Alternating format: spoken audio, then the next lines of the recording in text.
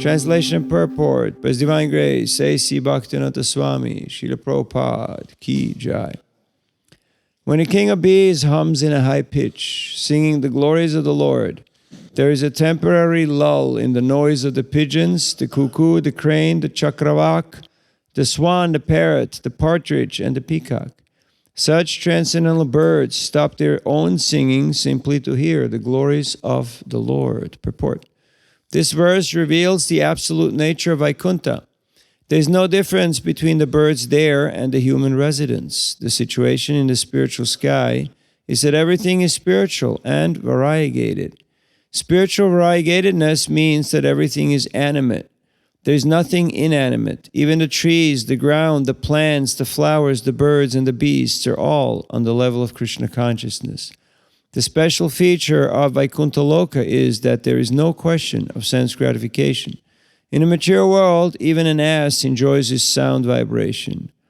But in the Vaikuntha, such nice birds as the peacock, the chakravaka, and the cuckoos prefer to hear the vibration of the glories of the Lord from the bees. The principles of devotional service, beginning with hearing and chanting, are very prominent in the Vaikuntha world. Om Agyanatimarandasya Ginanjana Shalakaya Chakshurun Militam Jena Tasmai Sri Gurave Namaha Shri Chaitanya Manobhishtam Stapitam Yena Bhutale Swayam Rupa Mayam Dadati Svapadantikam Jayasi Krishna Chaitanya Prabhu Nityananda Sri Advaita Giradhar Shivasari Gaur Bhakta Vrinda Hare Krishna Krishna Krishna Hare Hare Hare Rama, Rama Rama, Hare Hare. Mukam karoti vachalam pangum langayate girim yat kripadamaham vande Sri Guru Dinataranam Paramananda Madhavam Sri Chaitanyeshwaram Vanchakalpatarubhyascha Kripasindubhyevacha Patitanam Pavanebhyo Vaishnavebhyo Namo Namaha. Hare Krishna. Hare Krishna. So here, the continuation of the description of the kingdom of God, or Vaikuntha, is going on. Lord Brahma is giving us a vision, a darshan, of the spiritual world, because the spiritual world has been revealed to him in his heart. Tene Brahma Hridaya Kavaye. And today he is speaking about the king of bees, which is humming in a high pitch. What is he humming about? He's singing the glories of the Lord. In the Bhagavatam, in the 10th canto, in the 47th chapter, we have the Song of the Bee, where the gopis are in separation from Krishna, so they're imagining, but their imagination is a reality. It's not just other people's imaginations, because it's in relationship with Krishna. So they are visualizing the discourse or the discussion goes on between the gopis or Srimati Radharani and the bee, and the bee is coming and seemingly disturbing or annoying Srimati Radharani, and she says, "Oh, unfaithful servant of an unfaithful master, don't try your luck with me. Don't try to woe me." You know, woeing, like trying to get on my good side, because I'm not going to buy into your advances. I know that you're simply the messenger of Krishna, and he cannot be trusted. Why can he not be trusted? Because he is simply falling for all these other girls, all these other parties that we do not talk about. And then the bee disappears, and of course she becomes anxious. Oh, what if I said something? And now the bee will go to Krishna and will communicate that to Krishna. Krishna will be very upset to hear all of this. So she feels very anxious. But then the bee comes back, and now she has a different mood. She's like, oh, very nice, you came back, wonderful. Any news from Krishna? and so the discussion goes on. And the bee is a messenger. It is simply there to expand the glories of Krishna and to expand the conversation between Srimati Radharani and Krishna. So in a similar way here, the bees are humming in high pitch, singing the glories of the Lord. And while this is going on, all the other birds, there's a temporary lull in their noise.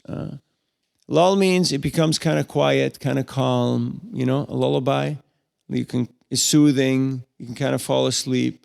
Normally the other birds are quite loud.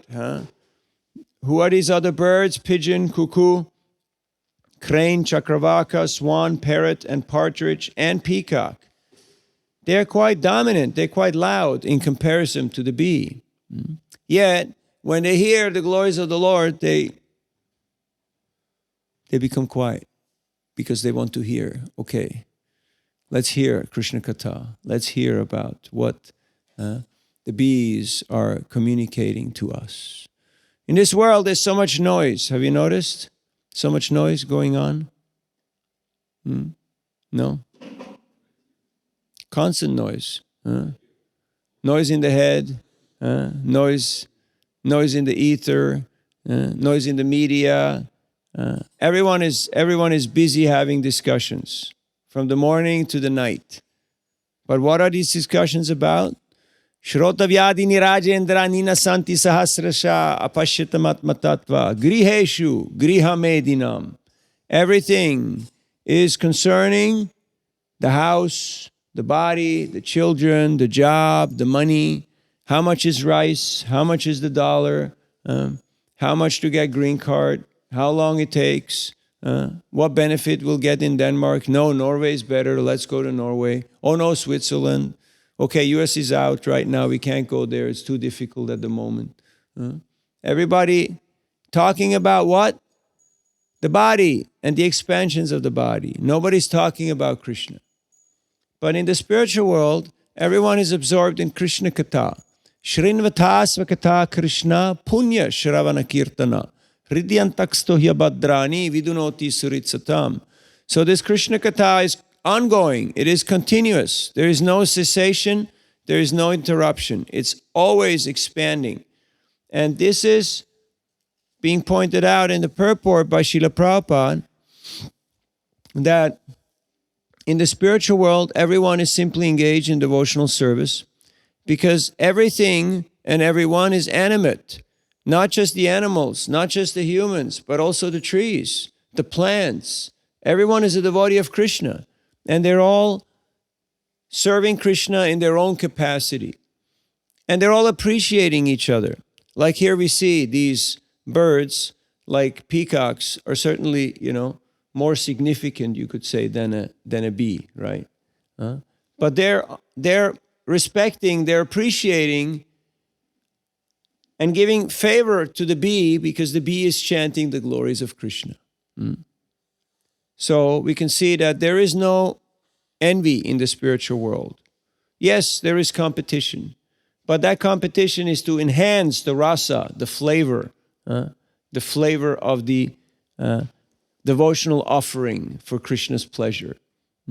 Just like in cooking, yes, there are different flavors that are sometimes competing, but an expert cook knows how to balance them in order to make a pleasing offering to Krishna. So, here, so the variegatedness is very important. It's not stereotype. Everything is animate, which means everything is conscious, everything is alive. And there is a lot of variegatedness. Sometimes people think that spiritual world means no variety, just the white light. Have you met people who said, yeah, I meditate on a candle, or you met people like that? All the time, right? How long can you meditate on a candle? Anyone tried here? No? Meditate on nothing? How long can you meditate on nothing? Meditating on nothing is something, so basically it doesn't work. Yet people fall for this because they're lacking a higher information, higher knowledge, which is coming from the Srimad Bhagavatam. So in a spiritual world, there is no sense gratification, no question of sense gratification. Now, some people may say, what is this? I want sense gratification. What it means is that there is no material sense gratification. There is no selfishness. But there is certainly enjoyment, but that enjoyment is of a different variety, is of a different quality. Just like iron and gold, certainly they're both metals, but they're of a different quality. One is a base metal and can get rusty, and the other one, gold, it's very precious, it's very valuable, very shiny and refined.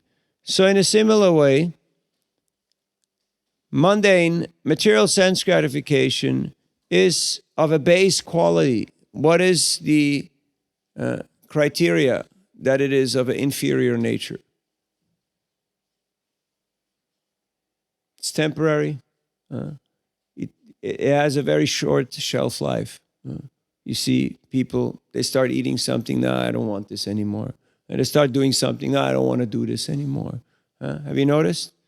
You can't do anything in a mature world for long. Even the glorious activities of eating, sleeping, mating, and defending, very limited, especially in the human form of life. But in the spiritual world, all these activities in relationship with Krishna, they're going on continuously in unlimited variety and in unlimited forms of enjoyment, but they are in relationship to Krishna, and thus they are anandam buddhi vardhanam, ever increasing.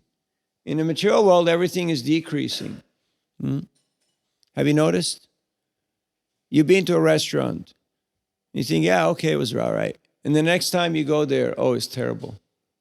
Have you had experience? No, you don't go to restaurants. You're devotees. But sometimes just that anticipation ruins it, because we have great expectations and they're never met. Why? Because the material experience is static. It's very limited. But in the spiritual world, everything is ever increasing. Why? Because Krishna, he's always fresh. He's all attractive. His qualities are always expanding. Thus, Krishna is even attracted to himself. We know this, that Krishna, at different times, he sees his own image in a pillar or on a marble floor, and he's attracted. He feels, wow, how amazing. Now, you may say, of course, he knows it's Krishna, but the Lila Shakti, there are different potencies of Krishna that are enhancing that rasa. Just like when the Kaura boys and the calves were walking into the mouth of Aghasura. How can Krishna be puzzled? How can Krishna become confused? Or when Lord Brahma steals the calves and the Kaura boys, how can Krishna be confused? He's omniscient, right?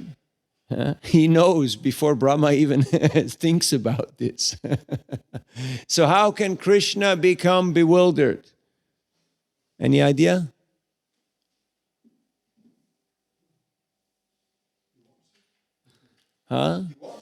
Why?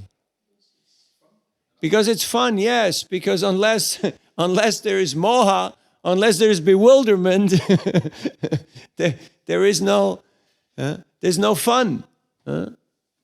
If you already know everything, there's no more fun. Oh, okay, now this is going to happen, that is going to happen, that is going to happen, then we're going to do this, then we're going to do that. Like at one point in the Bhagavatam, who is it? Narada Muni?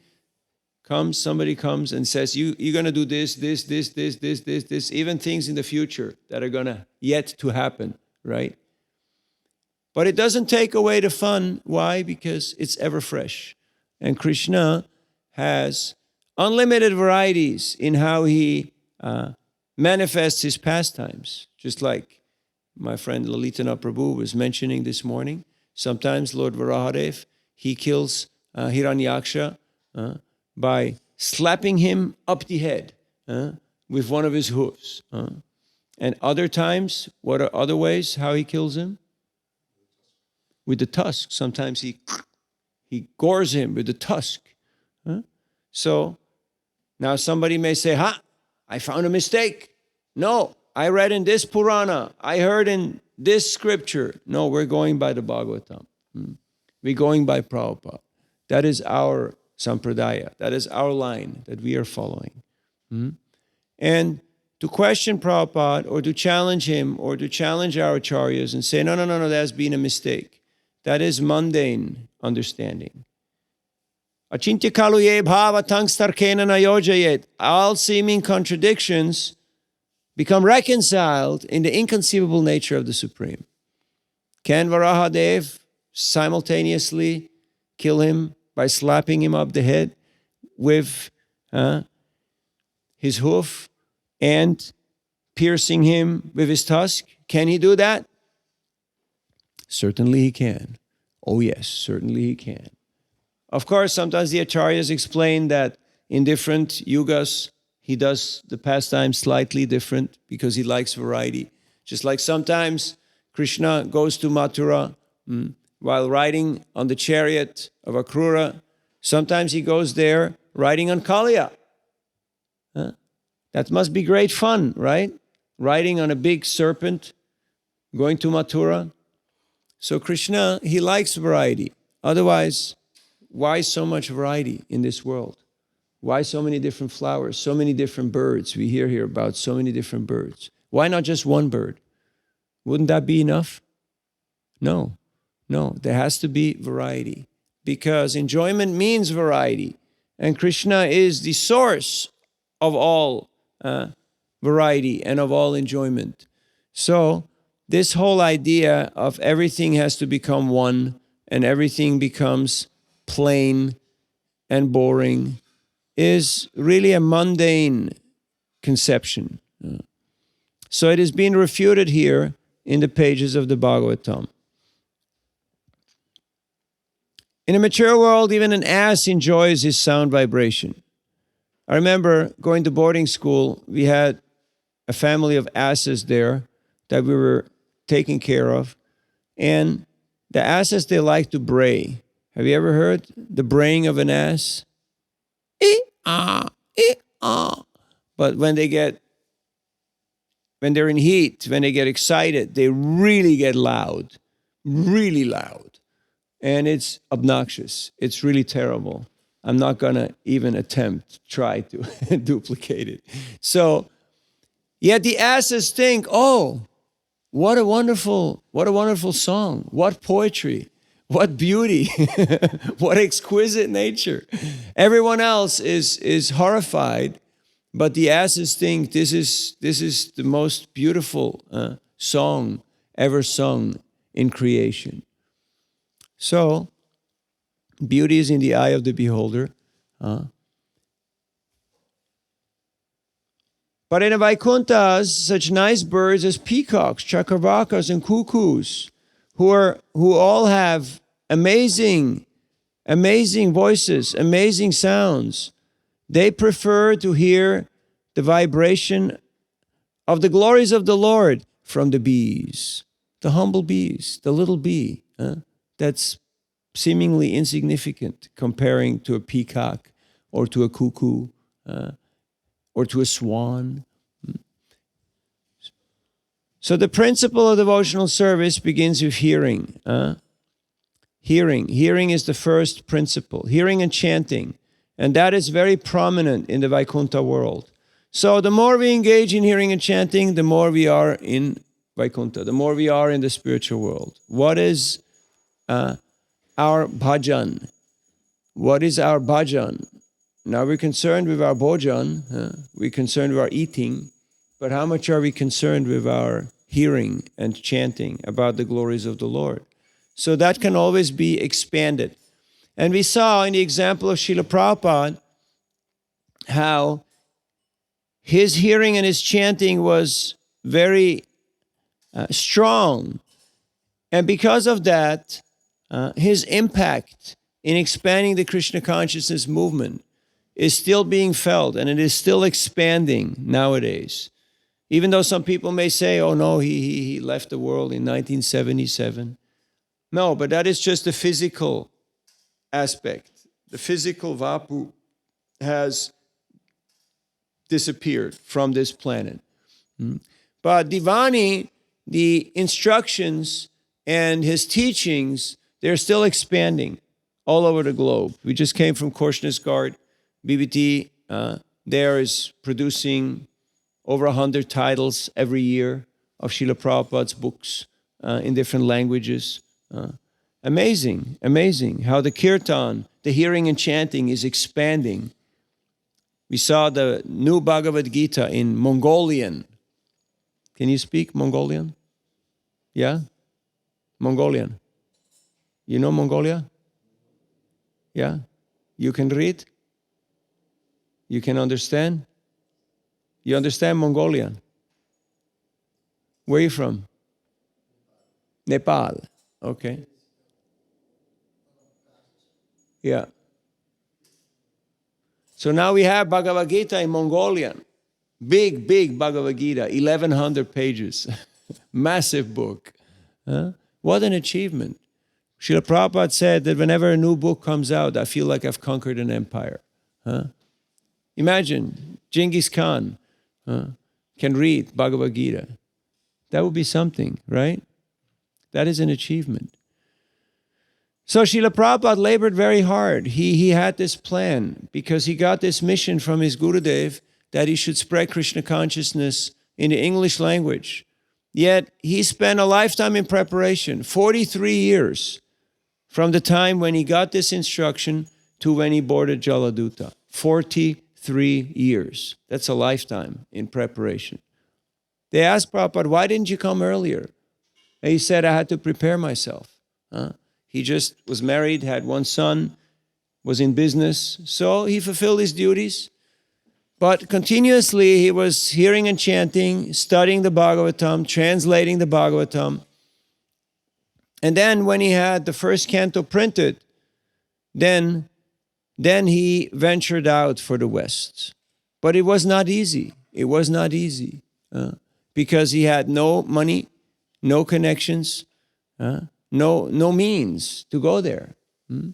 But one time when he was, I heard in Agra at some program, somebody says it was some people from Mathura who lived there, some businessman, a Mr. Agarwal. The Mr. Agarwal mentioned that I have a son.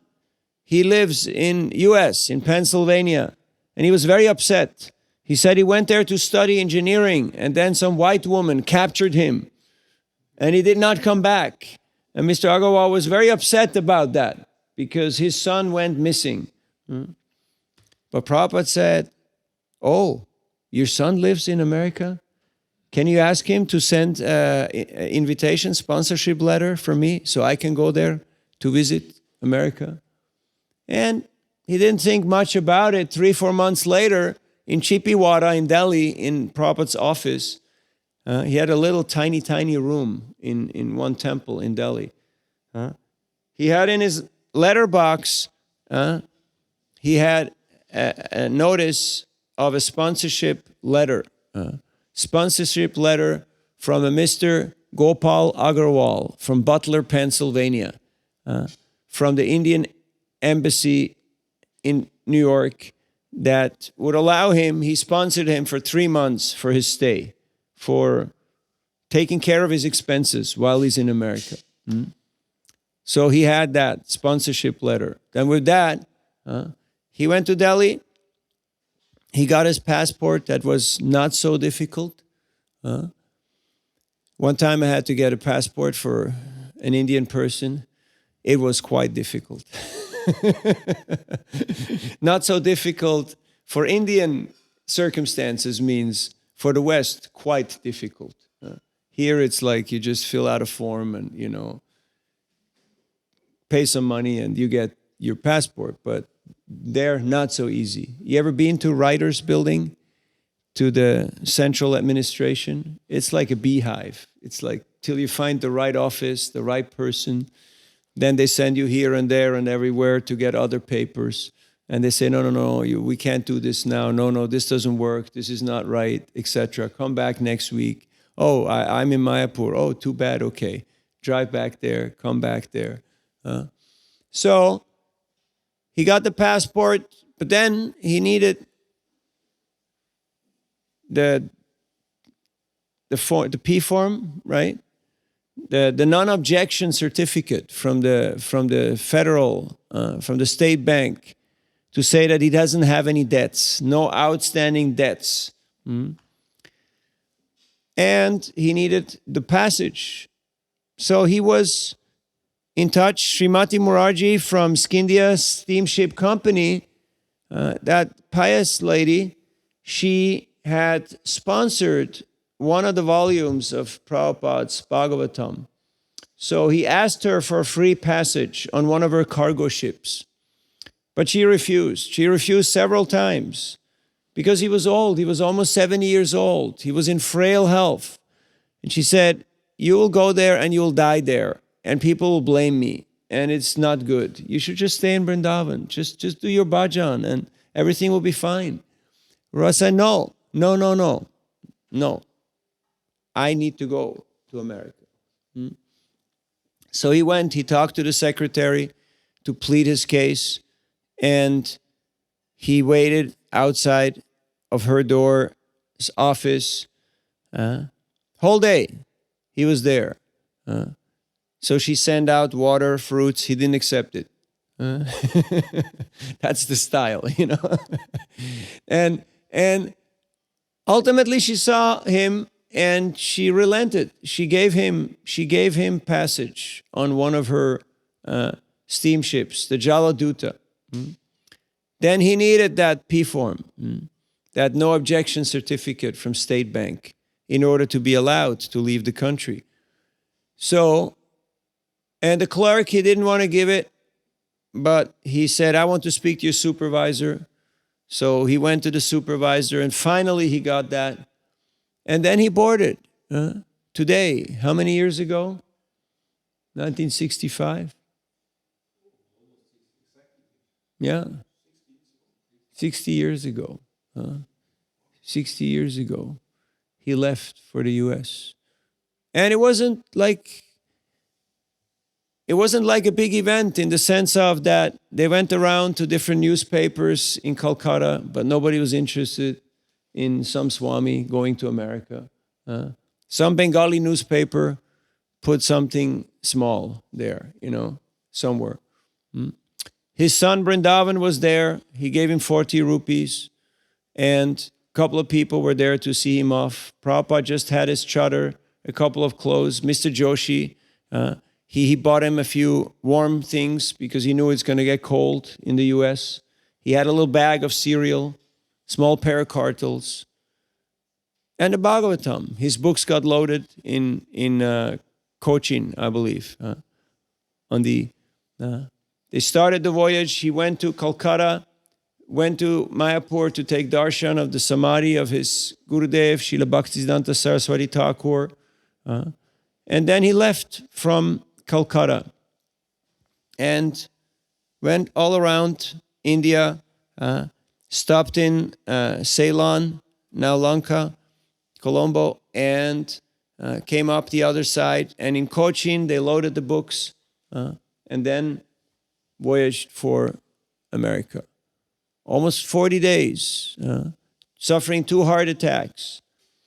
And luckily, there was a cabin. There was a proper cabin for a passenger.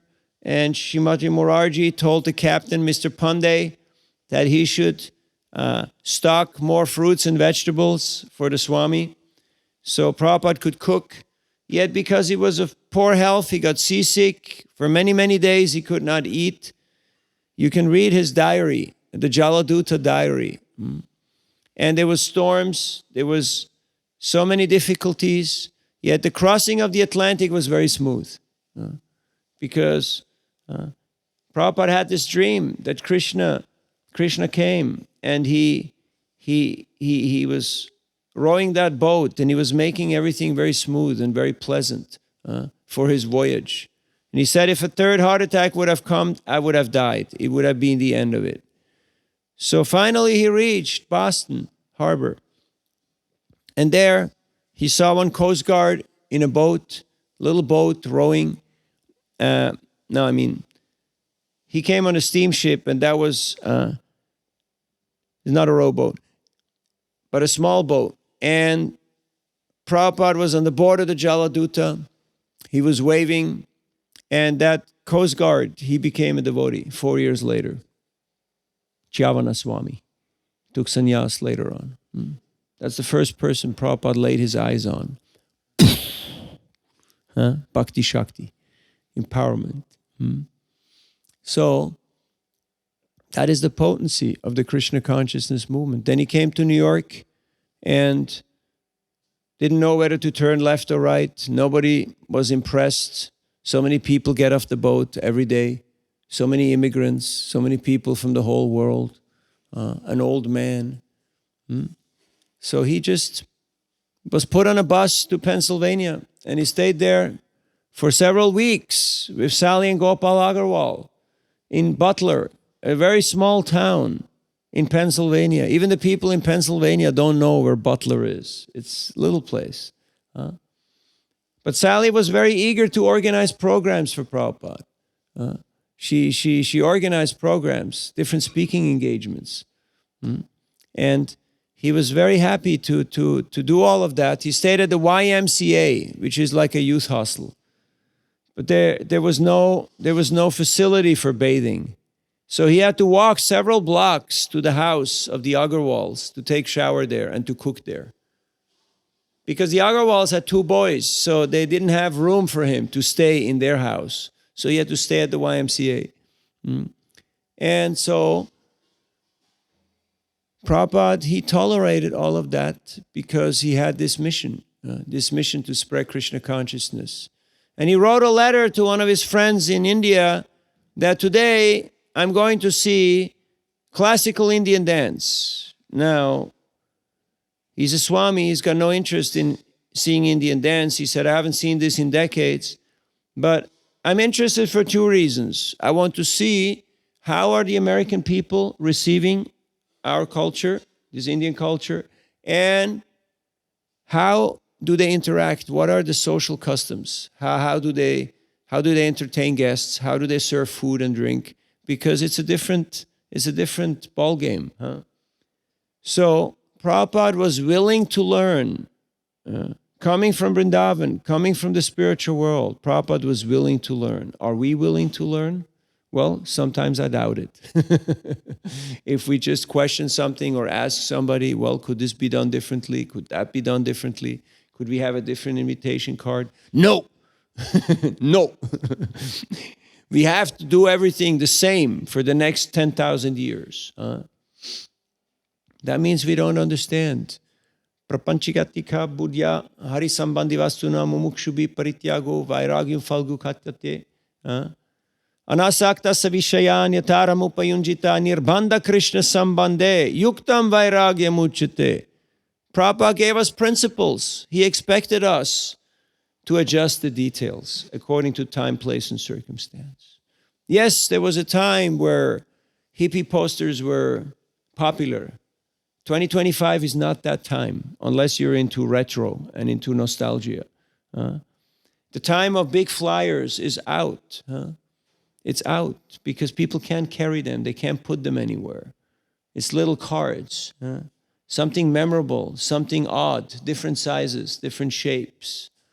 So we should go with the times to present the eternal message of Krishna consciousness. Just like Bhaktivinoda Thakur. He wrote over 100 books, poems, and songs. Most of the songs we're singing are from Bhaktivinoda. So, and some of these songs, he composed them in popular tunes and lyrics, like the bowels. Have you heard of the bowels? Not the bowels, but the bowels. Yeah. There's some Sahaja group, but they were very popular in Bengal. So Bhaktivinoda Thakur wrote some devotional songs and he signed it as Bowel, Das Bowel. Huh? So he gave himself a pseudonym to be appealing to those type of people. What a genius, huh? He wrote stories like Jaiva Dharma, where he creates fictional characters and expands the Bhagavat philosophy in those characters and in those dialogues. He puts all the Siddhanta, all the Tattva in there, in these different characters. So it's quite amazing to see how innovative our acharyas were. Bhaktisiddhanta Saraswati Thakur, he rode in motor cars, he wore Western clothing, he did many very revolutionary things, much to the dismay, much to the discomfort of the smartas, of the traditionalists, who ganged up on him and tried to kill him. They closed the temples in Vrindavan when Bhaktisiddhanta was on parikrama. They threw rocks at them. Which shows that if you want to be innovative and if you want to expand Krishna consciousness, some people will not like you. But that doesn't mean that if some people dislike you, that you're doing great preaching. That's not what it means. And in a similar way, Srila Prabhupada, he expanded the Krishna consciousness movement because he understood what we are hearing about today, that everything is animate, there is variegatedness in the spiritual world, and Krishna likes different forms of devotees and different types of service. Just like Kusuma Sava, who is also known as the Joker. What's the name of Krishna's friend? Madhu Mangal. He's always cracking jokes. He's always making comedy. Krishna likes that.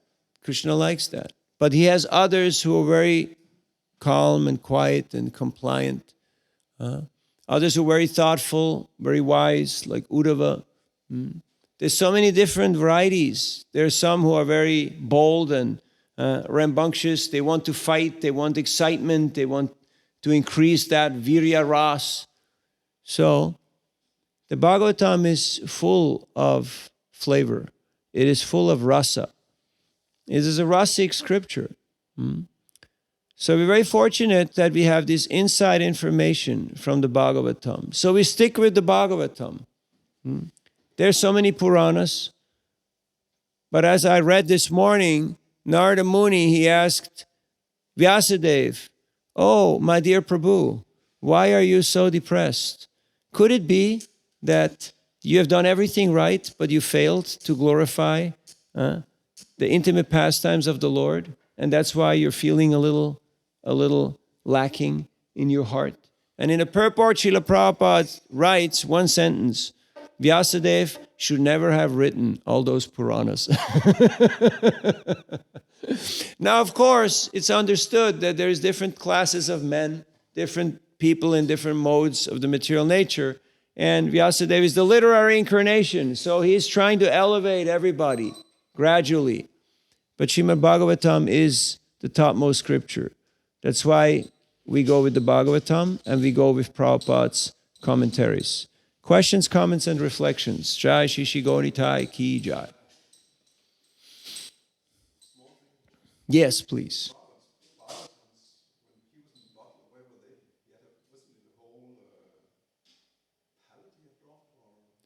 They were in crates. I believe he had stored them in New York or I think they were at the Scindia steamship office at their storage place in New York. But he had a few with him that he got to Butler because a few people got them. Yeah. Yeah. Yeah. On a Greyhound bus. Yeah. Thank you.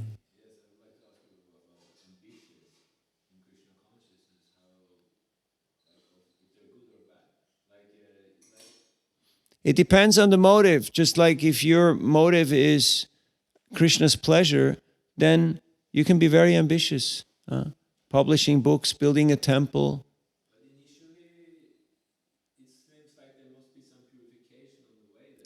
Oh yeah, absolutely.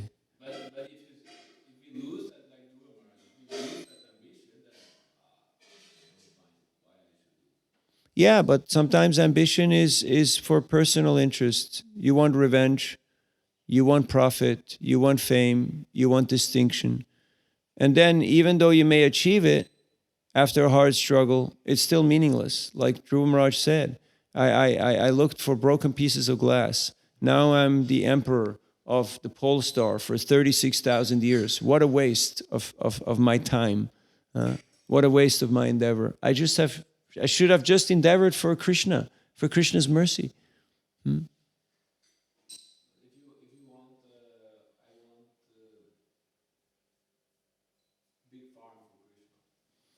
Why do you need a big farm for Krishna? Krishna already has all the cows. Chinta mani prakarasatma sukalpa vriksha laksha vriteshu surabir abhipalayantam.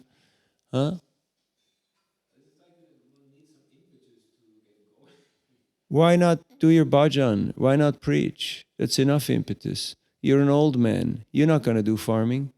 You want to do farming? Go help Lalita. It's hard work. Yeah. I worked on farms every summer for a month. You do the barn and the cows before breakfast. Then after breakfast, you go out, you cut the grass, you make hay. You know how you make hay? You cut the grass, then you have to turn it around so it dries properly. And this is in the Alps. It's like this, not like this. So you can't work with machines. Most of it is done by hand. Did you ever cut grass by hand? Yeah? Yeah, after a while you feel it, right? And in the evening you just fall over dead. And the next morning, wash, rinse, and repeat. Or no wash and rinse, just repeat. The same thing all over again. It's hard work.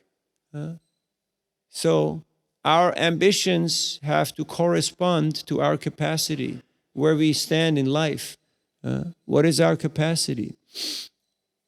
Otherwise, it becomes disproportionate and it becomes atyahara, prayasascha, over-endeavoring. That's why there's a saying that curiosity killed the cat or the monkey. You know that monkey? He saw that wedge in a tree and he thought, what is this? And he went, and then that was the end of the monkey. And ambition killed the swami. If you're supposed to be a spiritualist, you're supposed to be in tune with Krishna's plan. But no, you're over-ambitious. For what? So we can say we got a big farm. We have dozens of farms, but we don't have farmers. How does that work? Yeah. Exactly. It doesn't work very well because a horse doesn't push a cart. A horse pulls a cart. It doesn't push a cart. So having a farm without farmers is like having a boat without sailors. Like some people, they say, yeah, we got a boat now, but because they're miserly, they're stingy, they don't want to spend on the boatman, so they don't have a proper captain. So they think, yeah, we can do this, we can get there. And they just get shipwrecked and they lose their life and their boat. So there's certain ways of how to do things. We should not be naive. Yes, Prabhupada took risks, but they were calculated risks on behalf of Krishna. He knew, unless I do this, it's not going to happen. I have to take this risk for Krishna.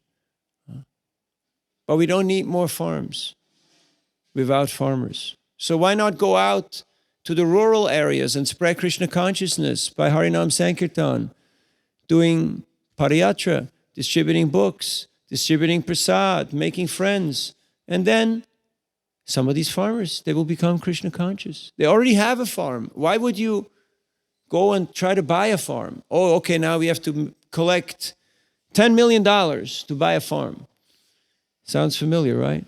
Then we have to spend another $5 million to build something on it.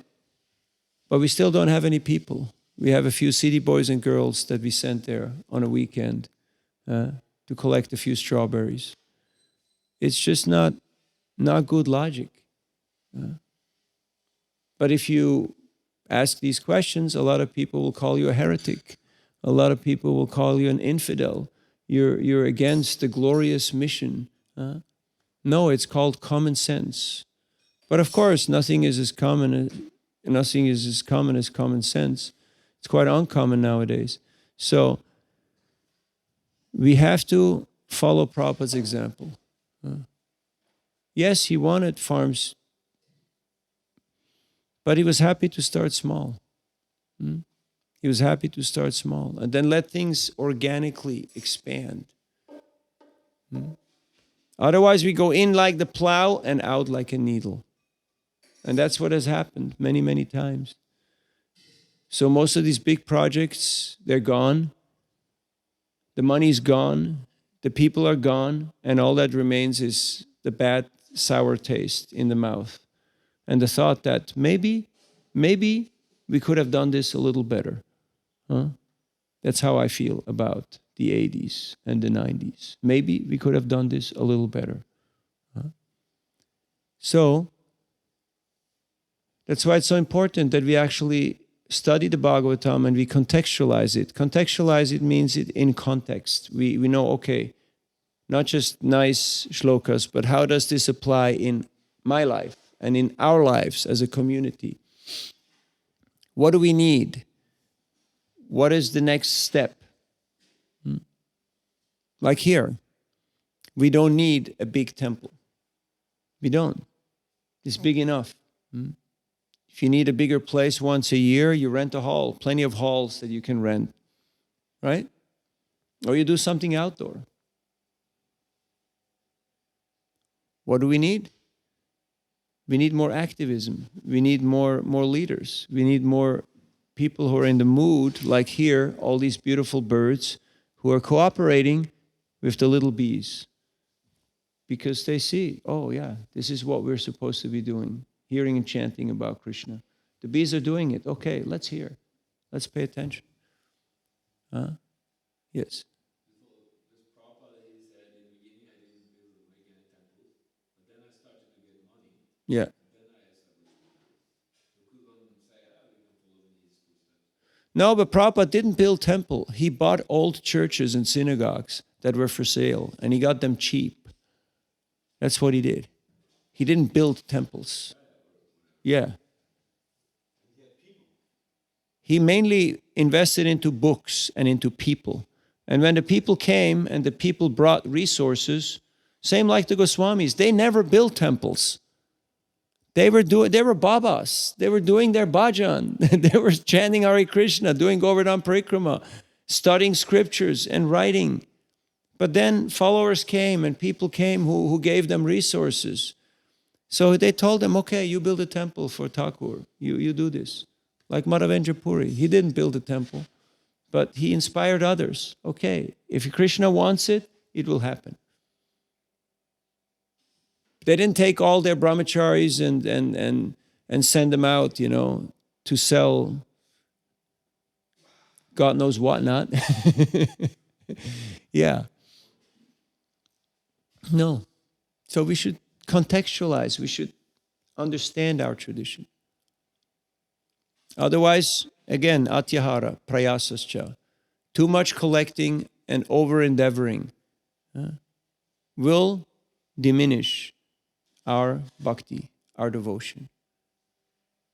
So Prabhupada was happy to start small. He had a big mission, he had a big vision, but he was happy to go along with Krishna's plan. He struggled, he persevered, a lot of setbacks, a lot of difficulties, a lot of diversions, but ultimately he came out glorious, very, very, very, very successful. He started with 40 rupees. Now there's over 1,000 centers. Tell me one business that started like that. It's amazing. It's unbelievable. Because Prabhupada said, I didn't go to the West. The Bhagavatam went to the West. I was just carrying the books. He's always giving credit to his Gurudev, always giving credit to Krishna. Never, I did this, I did that, I did that. Never self-promoting. So that is the mood, that is the attitude of our parampara. If we are in that mood and we even appreciate the bees, the little bees, who are doing seemingly, what do bees do? Yeah, well, what do the bees do, you know? But you know, in many places, like in China, they have huge problem. Why? Because no more bees. Why is there no more bees? Too much pollution, too much toxicity in the environment. So the bees are very sensitive. They're very sensitive, and they can just get wiped out by that. If you don't have bees, what's the problem? No more fruits, no more vegetables, no more flowers. Who's going to pollinate? You have to send people out to manually pollinate. You ever tried to do that? Good luck. But that's what's happening.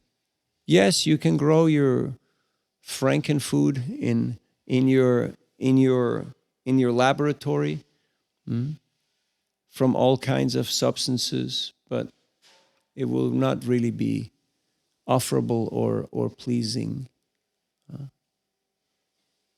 So we have to understand how nature works and work with Krishna's plan and be happy to play our role.